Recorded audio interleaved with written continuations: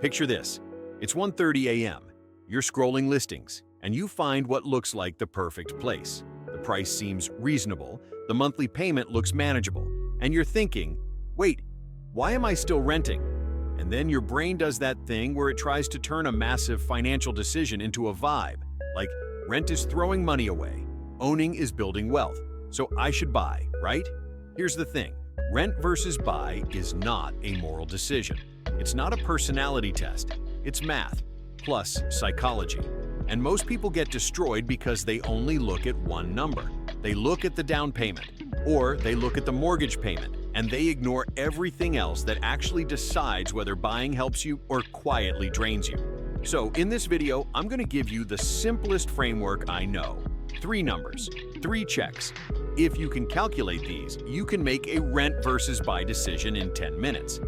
My name is Nick, and I spend way too much time thinking about real estate math and why normal people get tricked by the monthly payment.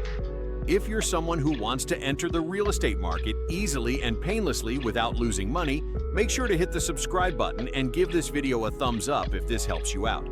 Now look, most people believe the hard part is saving the down payment. And yes, saving a down payment is hard, but down payment thinking is a trap because the real decision isn't can I buy, it's should I buy right now? Because you can afford something and still make a terrible financial move. And that's where this gets really interesting. Your brain anchors to the list price and the monthly payment, and it ignores the invisible stuff. So here are the 3 numbers.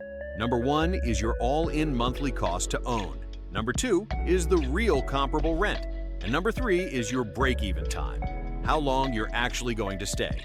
If you get these 3 right, you stop guessing, you stop panicking, you stop getting pushed around by FOMO, and you can make a calm, adult decision. Okay, number 1, the all-in monthly cost to own. Not just principal and interest, not just the mortgage. All-in means everything that shows up every month, even if it's hidden inside escrow. So we're talking principal and interest, plus property taxes, plus homeowner's insurance, plus HOA if you have it, and then a maintenance reserve. Because houses aren't subscriptions, they break.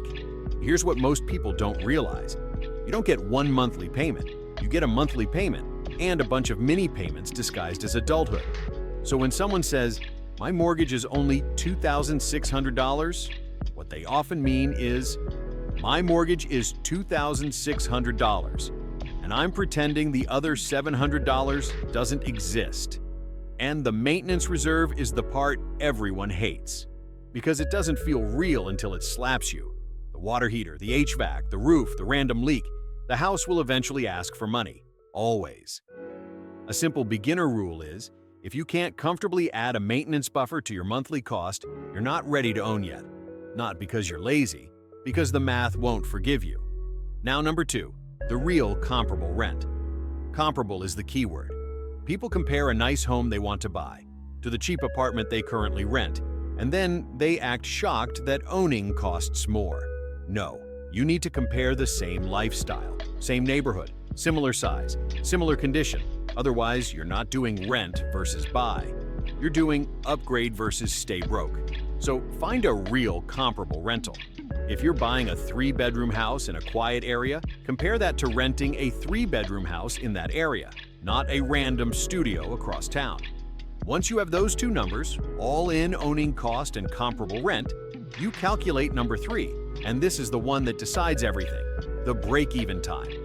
Break-even is basically asking, how long do I need to stay here for buying to make sense after all the transaction costs and moving costs? Because buying has big upfront costs, closing costs, prepaids, moving, furniture, repairs, and then selling later costs money too. Realtor fees, repairs, staging, taxes in some cases. So if you buy and move again in 2 years, the math can destroy you even if the monthly payment feels okay. Now, a lot of people hate this number because it forces honesty. It forces you to admit, am I actually staying here long enough? Or am I just emotionally excited to own something? This is where psychology attacks, anchoring, FOMO, and monthly payment blindness. Let's talk about that for a second. Monthly payment blindness is when your brain only asks, can I pay this each month? and ignores the massive cash events that happen along the way. And anchoring is when the list price feels normal, so anything extra feels unfair. Like, wait, why are closing costs separate? Why is insurance rising? Why is HOA a thing? Yes, it is unfair, but it's real. And if you ignore it, you don't become a homeowner. You become house poor. And FOMO is the worst one. You see a listing, you feel pressure, you think, if I don't buy now, I'll miss my chance forever. That emotion is expensive. That emotion makes you overpay. Okay, so let's do a simple example. Not complicated, just clean, realistic thinking. Let's say your all-in cost to own is higher than rent. If owning costs, say, $500 more per month than comparable rent, that's $6,000 per year. Now add closing costs and moving costs. If you spend, let's say, $20,000 in transaction and setup costs, and you're paying $6,000 more per year to own, you're not winning for a while. You might still choose to buy. For stability, for lifestyle, for personal reasons. That's fine. But you should know the price you're paying for that decision. And the opposite is also true. If owning is close to rent, or even cheaper, and you're staying long enough, then buying can be an amazing move. But only if you're honest about the all-in cost and the break-even time. So here's the decision framework. 3 checks. Check 1. Calculate your all-in monthly cost to own. Principal, interest, taxes, insurance, HOA, plus maintenance buffer. Check 2.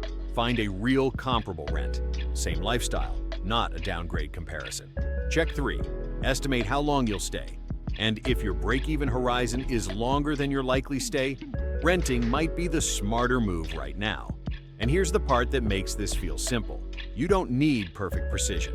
You need a directionally correct decision, because the goal isn't to predict the future.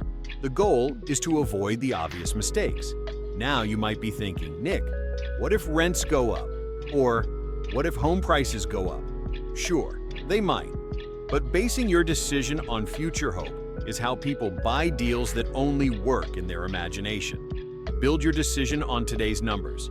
If the future improves, great, that's upside. But don't pay for upside you don't have yet. Also, quick reality check. Owning is not automatically better than renting. Renting is not throwing money away. Renting buys flexibility. Renting buys you time. Renting buys you the ability to wait until the numbers actually make sense. Wealth isn't about owning at all costs. Wealth is about making calm decisions with a margin of safety. So here's the takeaway. Rent versus buy becomes simple when you stop asking, can I buy? And start asking, what are the 3 numbers? All-in monthly cost to own, comparable rent, break-even time. 3 numbers that decide in 10 minutes. And when you have those numbers, the fear goes away. Because you're not guessing. You're not relying on vibes. You're not being pushed by FOMO. You're choosing. If you want, in the next video, I'll give you a super simple calculator-style checklist you can use for your specific price range and city. And I'll show you the most common mistakes people make when they estimate these numbers. If that would help, comment rent or buy below and tell me your target price and your city. And if you want real estate investing to feel simple and calm, hit subscribe, because we're building this brick by brick.